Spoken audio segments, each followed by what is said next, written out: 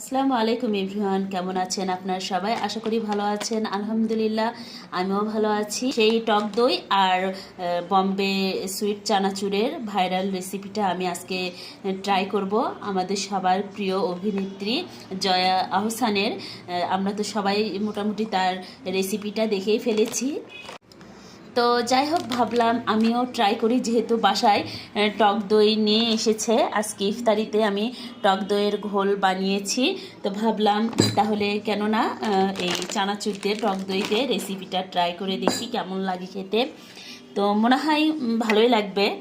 তো চলুন আপনাদেরকে আমার টেস্ট বারের সঙ্গে আসলে এটা কেমন গেল সেটা আপনাদের সঙ্গে শেয়ার করব। তো বেশ কিছুটা আমি নিচ্ছি টক দই, আর এখানে সেই বম্বে সুইট চানাচুর, আমাদের সবারই সেই ছোটোবেলার খুব পছন্দের একটা চানাচুর। তো যাই হোক, দেখি কেমন লাগে খেতে। তো আমি তো টক দই একটু বেশি করেই নিয়ে নিলাম, আর উপরে ছড়িয়ে দিচ্ছি এই বম্বে সুইট চানাচুর। কেমন লাগে এখন আপনাদের সঙ্গে আমি খেয়ে ভুলটা দিব। তো আমি এখন এই তো এখন ভালোভাবে মিক্সড করে নিচ্ছি। আমার মনে হয় চানাচুরটা একটু কম হয়েছে, আমি আর একটু দিয়ে দিই।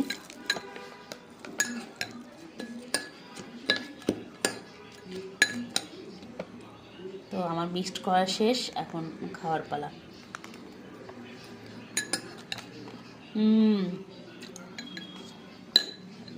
মজা, ভালো, অন্যরকম একটা টেস্ট।